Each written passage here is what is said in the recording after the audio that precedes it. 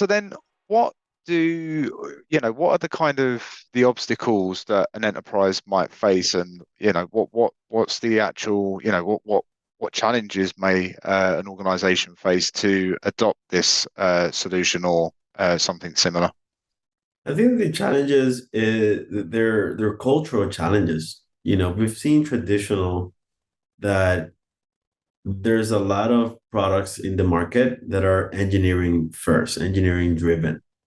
So make sure that your engineer is doing secure coding practices.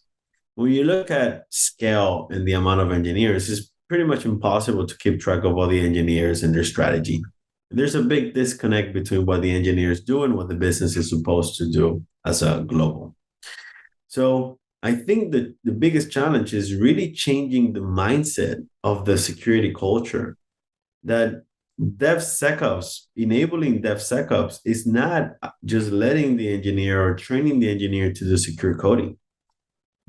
Enabling DevSecOps is building a top-down approach where the business states the baseline of the practices and the engineers remediate based on that baseline. So there's no technical challenges.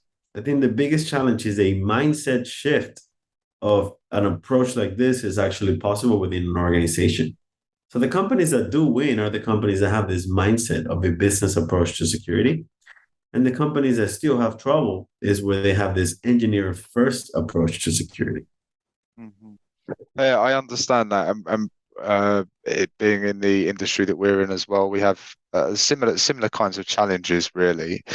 Um, so no, I complete that. That makes a lot of sense. And as I said, is definitely something that we can relate to from that perspective. And interestingly, actually, another question: who is it that you typically when you're working with an organization, or you see an organization that's having challenges in this particular area, who is it that you typically kind of who understands this proposition the most? Who is it that you talk to within an It's the organization, or at what? cloud, the cloud security architect.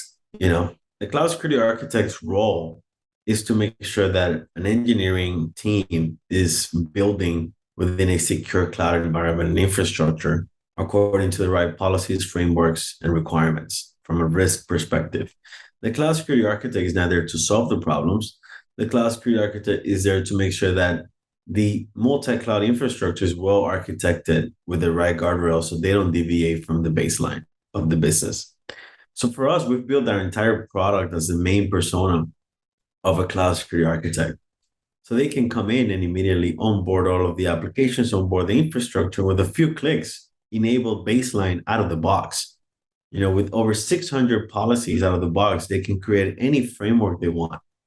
So cloud security architect is the main one that we talk to, and is the one that has the biggest pain right now.